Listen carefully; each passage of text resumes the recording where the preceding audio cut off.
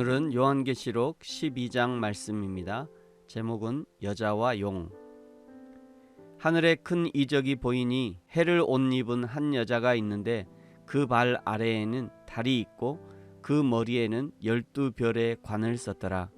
이 여자가 아이를 베어 해산하게 되매 아파서 애를 쓰며 부르짖더라. 하늘에 또 다른 이적이 보이니 보라, 한 큰 붉은 용이 있어 머리가 7이요 뿔이 10이라. 그 여러 머리에 7 왕관이 있는데 그 꼬리가 하늘의 별 3분의 1을 끌어다가 땅에 던지더라. 용이 해산하려는 여자 앞에서 그가 해산하면 그 아이를 삼키고자 하더니 여자가 아들을 낳으니 이는 장차 철장으로 만국을 다스릴 남자라. 그 아이를 하나님 앞과 그 보좌 앞으로 올려가더라.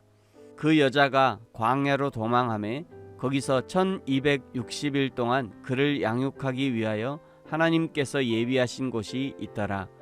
하늘에 전쟁이 있으니 미가엘과 그의 사자들이 용과 더불어 싸울새 용과 그의 사자들도 싸우나 이기지 못하여 다시 하늘에서 그들이 있을 곳을 얻지 못한지라. 큰 용이 내쫓기니 옛 뱀 곧 마귀라고도 하고 사탄이라고도 하며 온 천하를 꿰는 자라. 그가 땅으로 내쫓기니 그의 사자들도 그와 함께 내쫓기니라.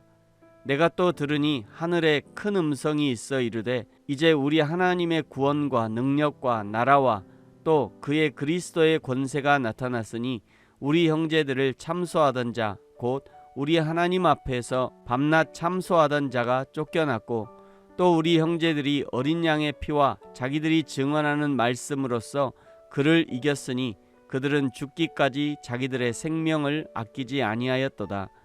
그러므로 하늘과 그 가운데 거하는 자들은 즐거워하라.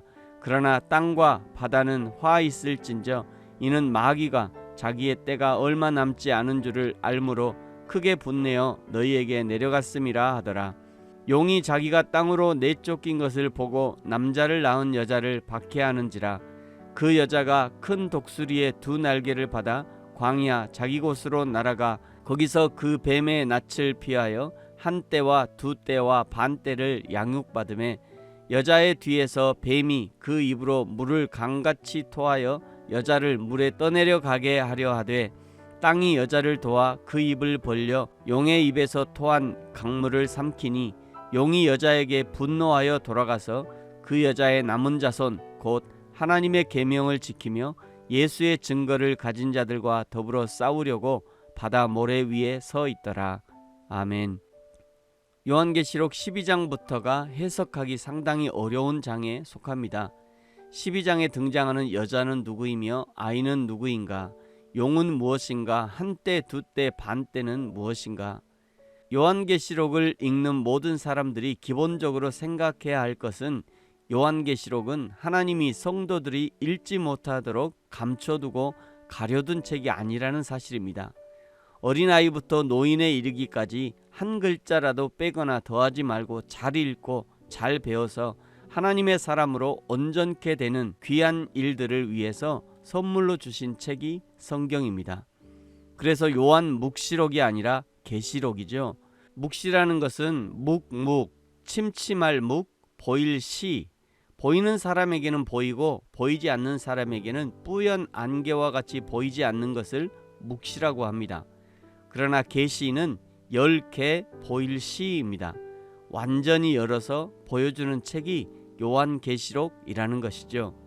아침에 요한계시록을 읽는 저와 여러분에게도 하나님이 완전히 열어서 보여주시고 알려주시는 귀한 시간이 되기를 축복합니다. 11장까지는 약간의 차이는 있었지만 시간의 순서대로 기록되었었습니다. 그러나 12장, 13장, 14장은 과거로 돌아가서 현재까지 이스라엘의 역사가 어떻게 흘러왔는지를 알려주시는 장입니다. 2절의 여자는 이스라엘이고 여자가 해산한 아이는 예수님입니다. 4절의 용은 사단 마귀인데 사단 마귀가 이스라엘이 해산한 예수님을 계속 삼키려고 합니다. 5절 여자가 남자아이를 해산하는데 그 아이는 장차 철장으로 만국을 다스릴 자라고 하시죠. 바로 예수님입니다. 6절 여자가 광야로 도망가고 하나님이 예비하신 곳에서 양육합니다. 예수님이 이 땅에 사시는 날 동안은 사단 마귀와의 전쟁이었습니다. 그러나 사단 마귀가 이기지 못하고 13절 땅으로 쫓겨났는데 그때부터 여자를 박해합니다. 14절 다시 여자가 광야로 날아가 피하는데 거기서 양육을 받습니다. 살아남은 것이죠.